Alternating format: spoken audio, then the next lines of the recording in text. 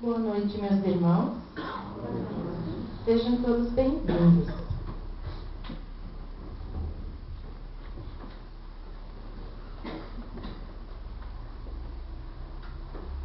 Casualmente eu abri aqui Palavras de Luz e diz assim: o céu admite apenas que o mundo sofra as consequências de tão perniciosos elementos, porque a experiência é necessária como chave bendita que descerra as portas da compreensão.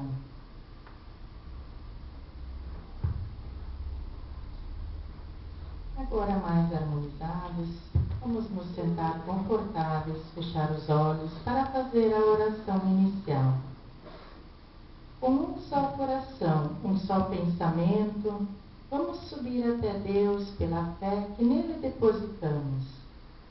Deus, o Senhor que é todo poder e bondade, dê a força àqueles que passam pelas provas difíceis.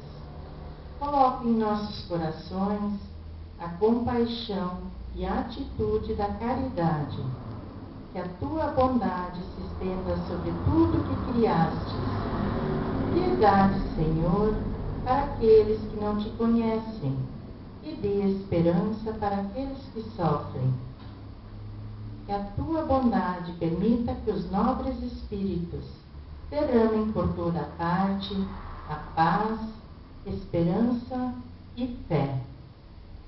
Dai a todos nós a força para suportar as dificuldades de nossas vidas, a fé, a razão e o amor. Jesus querido, magnetize as águas colocadas nos frascos ao fundo e, ao bebê-la, que possamos encontrar todas as energias que necessitamos. Ilumine a palavra da nossa irmã Nani em sua palestra, e que todos nós possamos ser merecedores de tuas bênçãos. Que assim seja. Assim seja.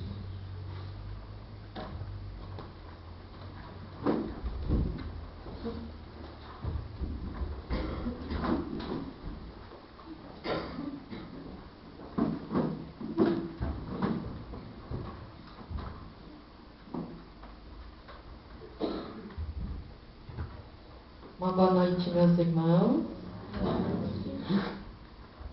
Eu gostaria de informar a vocês que no dia 23 deste mês, num sábado, estaremos promovendo meio galeto e será entregue lá no CTG Rincão das Coxilhas, das 11 da manhã às 13 horas da tarde. Estamos com os cartões para quem desejar adquirir na mesinha da entrada, e no final o nosso irmão vai estar com eles na mão para quem desejar adquirir, ao preço de R$18. Estamos juntando o monetário necessário para ampliar o nosso pavilhão. Para entrar no assunto de hoje, eu gostaria de falar de uma pessoa que poucos conhecem. Vamos conhecer então. O seu nome é Desmond Tutu. Já ouviram falar? Eu vou escrever o nome dele aqui.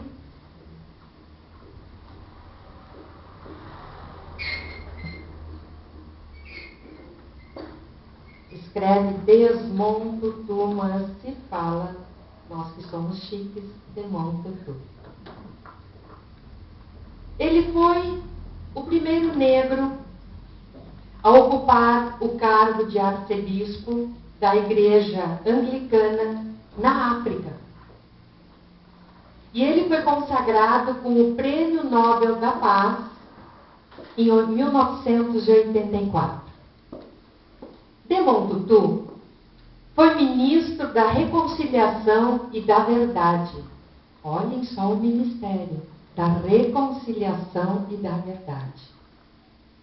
Um ministério inusitado criado por Nelson Mandela para curar as feridas das feridas que ficaram por causa de um sistema que existia na África, o Apartheid, que era uma política racial da África do Sul, onde os negros, a sua grande maioria, eram apartados da sociedade. E a minoria branca tinha direito ao voto, os negros não. Os brancos, que era a minoria, tinham o poder político, o poder econômico do país, enquanto que aos negros, a imensa maioria, restava a obrigação de obedecer rigorosamente à legislação separatista da época. Os brancos que mandavam. Mas este senhor, Desmond Tutu, arcebispo anglicano, ele enfrenta naquela época momentos os mais terríveis do apartheid. Numa época em que ele organizou uma manifestação pacífica nas praças da África do Sul, e os guardas, esperando por eles, esperando que eles fizessem uma manifestação violenta. Então eles estavam preparados para atacar. E ele foi lá falar com os guardas e disse: vocês não precisam ficar aqui. Nós vamos ficar sim. Ele falou: mas vocês já perderam. Vocês já perderam. Porque nós vivemos em um universo moral. E o que vocês estão fazendo é imoral. Pelas atitudes que estão tomando, vocês já caíram. E de fato, mais tarde, eles caíram. Certa vez, Desmond Tutu foi visitar o Museu do Holocausto em Jerusalém. Aquele holocausto organizado pelo governo nazista, onde muitas pessoas foram sacrificadas. Naquele museu tem um local onde as pessoas escrevem alguma coisa sobre aquela questão vivenciada lá. E todos então escrevem assim: coitados, meu Deus, que coisa absurda. Que foi mesmo um absurdo. Ninguém está questionando isso. O que os alemães fizeram com os judeus. Sabe o que Desmond Tutu escreveu? Ele escreveu que Deus fortaleça os judeus para que eles possam perdoar os autores do Holocausto. Então, uma bomba atômica em Jerusalém teria efeito menor do que aconteceu depois que Desmond Tutu escreveu isso. No dia seguinte, Desmond Tutu era objeto das mais absurdas críticas em todos os jornais do mundo. Ele escreveu que os judeus tinham que aprender a perdoar. Só isso. Que Deus os abençoasse para que eles conseguissem fazer isso. E praticamente ele foi expulso de Jerusalém. O curioso é que, tempos depois, ele foi chamado para dar uma entrevista no jornal New York Times. E ele aceitou. E o repórter, atrevido, perguntou a ele: o senhor não acha que com esta frase o senhor desrespeitou a dor das vítimas, dos parentes das vítimas? O senhor não acha que lidou com a dor de um modo irresponsável? Ninguém entendeu. E ele disse assim: meu filho, eu sou um negro nascido na África do Sul. Não me venha falar sobre dor. Você não sabe o que é dor. Você não sabe o que é dor. Você não sabe o que é ser negro na África do Sul. Você não sabe o que é ter parentes assassinados pelo regime do apartheid. Não me venha falar sobre dor. Foi o que Desmond Tutu disse. Mas devo lhe dizer que o que eu escrevi porque sou um bispo anglicano. Portanto, sou cristão. Sou cristão. E escrevi sobre o perdão e não gostaria de invocar a minha autoridade pessoal, porque o que eu escrevi não é fruto da minha autoridade pessoal. É fruto da autoridade do mestre que eu sigo. E se você não sabe, no Evangelho do Cristo, a lição do perdão foi dada por ele quando ele estava no alto da cruz sendo assassinado.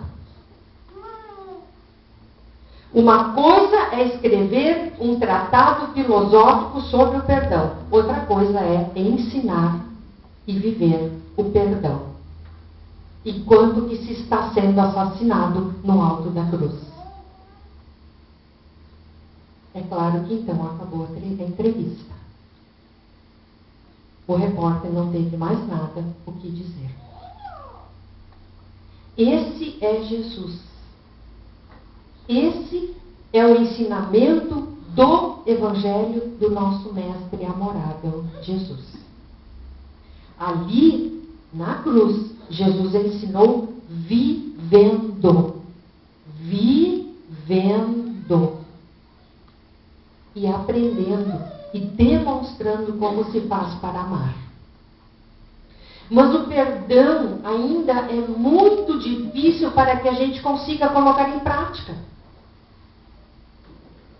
Mais ainda neste mundo em que nós vivemos, onde a grande maioria das pessoas da nossa sociedade, os nossos familiares, são materialistas.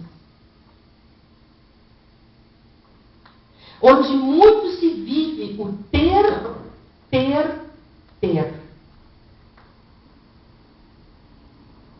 E assim como os cristãos têm os seus 10 mandamentos, existem também os 10 mandamentos do materialista, sabiam? Mas eu vou falar só do primeiro mandamento, dos materialistas, que é o seguinte: evite a dor a qualquer preço, a qualquer custo. Desculpem, o exato é: evitem a dor a qualquer custo. E os materialistas dizem: tudo que dói não é bom. Esse é o primeiro mandamento do materialismo. Mas a questão é a seguinte: é impossível amar sem sentir dor. Aliás, eu seria até mais ousada: é impossível viver sem dor. Quem aqui, até agora, na sua encarnação, lembra que não sentiu dor nenhuma vez e nem sofreu? Pergunte a uma mulher no parto, que já ama o seu filho antes dele nascer, se ela não sentiu dor. Para uma mãe que está amamentando, pergunte aos pais que estão velando uma criança com febre, vomitando durante a noite. Amam extremamente e sentem dor. É impossível viver e amar sem dor. Mas a sociedade materialista quer prometer para todas as pessoas um mundo onde não sofram. Não podemos ter nenhuma dor. Nessa sociedade materialista só tem conquista de troféus, não tem o aprendizado da dor. E na doutrina espírita nós aprendemos a sentir dor. O materialista se identifica completamente com o seu próprio corpo físico. Ele acha que é somente o corpo, nada existe além do corpo físico. Não existe alma, nada. Nada mais é tão importante do que o corpo físico para o materialista. Ele não se preocupa com o sentimento nem com as emoções. Emmanuel, que é mentor, que foi mentor de Chico Xavier aqui no seu mediunato, quando Chico vivia na Terra, vem dizer, ao comentar o versículo, o reino dos céus não vem com aparências exteriores. E diz que tudo o que os olhos da carne veem, podem contemplar, está morto ou vai morrer. Tudo o que os olhos da carne podem contemplar, está morto ou vai morrer. Vamos refletir sobre isso. Há 20 anos atrás, eu me olhava no espelho. Eu olho até hoje. E eu via, há 20 anos atrás, algo diferente. As coisas não estão caminhando muito bem e tendem a piorar. Então, isso significa que o meu corpo físico está morrendo. A modificação em direção à velhice está acontecendo.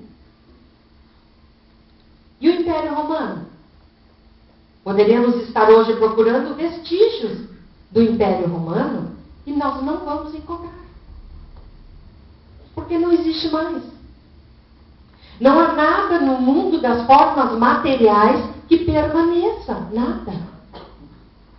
Esta casa espírita, olhem que beleza, toda pintada, bonita, com excelente aparência material, daqui a 500 anos vai continuar existindo? A egrégora espiritual, as energias da espiritualidade, isto sim, se manterão aqui, para daqui a 500, 1000, 5000 anos. Mas o lado material não. Então, tudo que nós vemos na volta se caminha para o processo de renovação. É destruído para ser renovado. Tudo aquilo que diz respeito ao mundo dos encarnados, encarnado é quem vive no corpo de carne. Nós, espíritos aqui presentes, estamos vivendo no corpo de carne. E tudo que diz respeito ao mundo dos encarnados, dos vivos na carne, ou está morto, ou vai morrer. E os materialistas dizem que a dor não deve existir. Mas a dor é um aprendizado importante na nossa vida, gente. É muito importante. Os animais sentem dor por quê? Se eles não têm resgates a realizar. Eles não agiram mal lá atrás. Por que eles têm dor? Nós temos dor resgatando erros que cometemos. Energias pesadas que atraímos em nossa direção. E os animais? Mas a dor, para eles, é o aprendizado que eles precisam ter para quando seus espíritos forem transformados em seres humanos, já aprendendo a sentir dor, sem se desesperar tanto. É um aprendizado para eles. Então, a dor é obrigatória. Eu não posso fugir da dor. Se eu quebrar um braço, como é que eu vou usar uma mentalização para tirar a dor? Não existe isso. Não existe esforço próprio, nem mental, que vai eliminar a minha dor de um braço ou de uma perna quebrada. Então a dor é obrigatória. Mas o sofrimento que eu sentir pela dor é opcional. Eu posso passar numa cama com dor 5 anos, 10 anos. Se eu não sofrer, a dor não será tão intensa. Então a dor é obrigatória. O sofrimento é opcional. Existem pessoas doentes que passam pela doença vitoriosamente, sem sofrer, não incomodam os outros, não reclamam da enfermeira porque não querem tomar tal medicação, estão cansados de tomar tanto remédio, aí não cura, faz efeito colateral. Então eu posso sentir dor sem reclamar e sem sofrer. A opção é minha. O nosso egoísmo, o nosso amor próprio em excesso vai me fazer sofrer. Eu valorizo demais o meu ser e não aceito as questões que eu preciso passar para o meu aprendizado. Então eu sofro. Então o meu egoísmo ou não é que vai direcionar as minhas atitudes em tudo. Atitudes boas ou atitudes más. Se eu, Anani, ainda tenho muito crescido dentro de mim o egoísmo, Eu não vou querer que as pessoas se instruam no espiritismo. Se eu sou egoísta, eu não vou incentivar ninguém para vir estudar na casa espírita, pegar os livros ali da nossa biblioteca, que tem 700 títulos para emprestar. Eu não vou querer. Porque eu quero todo mundo ignorante, para eu poder fazer palestra. Então, por que eu vou incentivar as pessoas a estudarem, a conhecer o espiritismo, a procurar no YouTube palestras para aprenderem aquilo que eu sei, para tirar o meu palco? Egoísmo. Mas nós precisamos aprender a viver no amor, apesar da dor. No amor. Carlos Drummond de Andrade escreveu um poema belíssimo que se intitula As 100 Razões do Amor. Vamos lá. Primeira, nós vamos ficar até amanhã de manhã agora, tá, gente? Vai ter café meia-noite. 100 razões do amor. Primeira, não tem. Porque o 100 é com S. É 100, sem razão. O amor não tem razões. Eu amo e ponto final. Não importa se a pessoa é correta, se a pessoa é boazinha ou não. Eu amo. Infelizmente eu amo. Não tem razão. Nós precisamos aprender a amar. Não porque a pessoa é boazinha para mim, porque me ama. Mas porque eu preciso aprender a amar. No Evangelho segundo o Espiritismo tem um trecho no texto com o título Amar o Próximo como a Si Mesmo, que diz assim: o devotamento é cego. Não tem razão para a gente se devotar a alguém. Quem ama, ama e ponto final. As pessoas podem não gostar que eu amo alguém que os outros não gostam, mas o amor é cego. Devotamento é cego, diz no Evangelho. Então a pessoa pode não ser aquilo que esperamos que seja. Mas eu amo porque, não sei, eu amo. Esse é o nosso caminho. Não tem razões. É com S, sem razão. Mas existe um amor muito maior que tudo isso. Maior que tudo. E que ainda nós não conseguimos compreender. É o amor de Deus por nós. Esse amor nos conduz em direção a Ele quando entendemos. Toda vez nós estamos sendo conduzidos ao amor de Deus quando estivermos vivendo na boa conduta, respeitando as pessoas com quem eu convivo. É fácil? Não desconfiar daquela pessoa com quem eu convivo o tempo todo. A pessoa está errando, é problema dela, não é meu.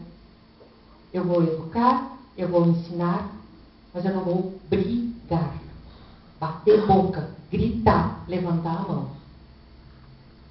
Isso é ódio saindo de nós. E esse ódio e essa raiva saindo de nós atrai para junto de nós espíritos com ódio e com raiva e ficam colados a nós, fazendo com que a gente sinta isso cada vez mais. Hoje uma pessoa disse para mim, eu tenho medo dos espíritos que fiquem aí na volta. Gente, medo nós vamos ter quando nós estivermos com sentimentos negativos. Aí eles vêm. Eles vêm e ficam nos influenciando a agir cada vez mais errado e fazendo as pessoas da volta sofrer. Então, nos aproximando de Deus, nós vamos conseguir fazer isso toda vez que estivermos em prece. Quando nós estivermos agindo na caridade, não só dando alguma coisa, fazendo a caridade moral, que é respeitar o ser humano, que é amar o ser humano, que é dar bons conselhos, ter paciência, tolerância com aqueles que nós convivemos. O tempo que eu estiver gritando com alguém dentro da minha casa, eu estarei atraindo espíritos negativos, malévolos, em minha direção, e não em direção à pessoa a quem eu estou maltratando. A companhia espiritual minha, eu que escolho. Eu que escolho. Não adianta fazer evangelho no lar e ficar gritando a semana toda dentro de casa. desrespeitando os companheiros que nós escolhemos para estarem na nossa família. Dessa forma, nos aproximamos de Deus, quando fazemos a caridade moral com aqueles com quem nós convivemos. Viver no bem nos aproxima do Pai e nos torna pessoas felizes e em paz.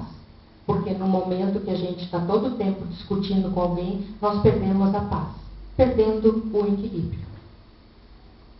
Agindo assim, não é só hoje, gente, que a gente sair da casa espírita vai agir assim, mas constantemente. Nós conseguiremos vencer o egoísmo e aprender a perdoar mais, encontrando na nossa vida a tal felicidade que todos nós estamos em busca. Quem aqui não está em busca da tal felicidade, né? Então, vamos prestar bem atenção. Essa palestra serviu muito para mim quando eu estava digitando. E é uma forma da gente entender de que se nós quisermos ser felizes, nós precisamos tirar essa felicidade de dentro de nós e não esperar que alguém me faça feliz. É com equilíbrio, amando mais e sempre envolvido com a prece. Muito obrigada, queridos amigos, aos irmãos da internet, pela atenção neste momento. Boa noite a todos.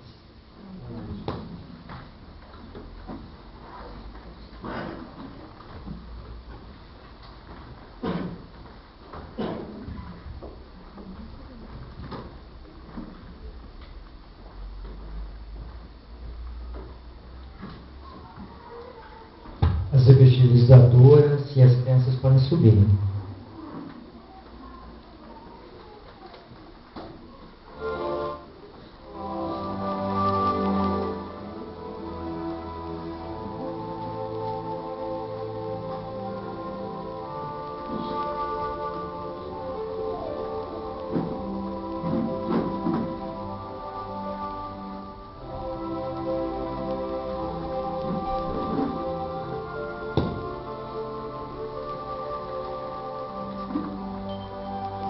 Jesus, amigo, Deus, Pai amoroso de todos nós, rogamos a Ti, Pai, a proteção de que necessitamos, que a Tua luz nos envolva novamente e que ela permaneça em nós no decorrer de cada dia, oferecendo-nos a oportunidade de estarmos em sintonia com as Tuas claridades divinas.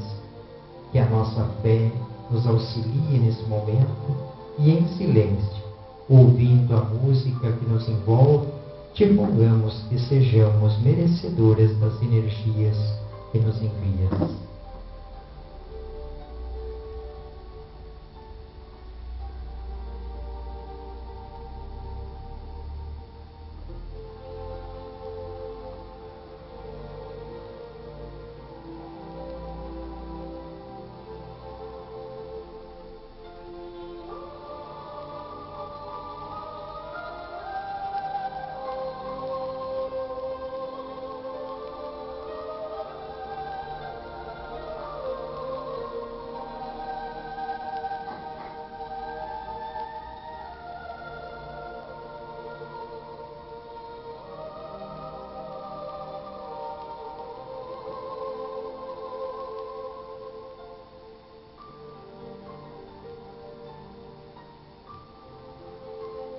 Senhor, suplicamos que abençoe todos que amamos e aqueles que ainda não aprendemos a amar, oferecendo-nos melhores condições de vivermos em paz com os nossos irmãos de jornada.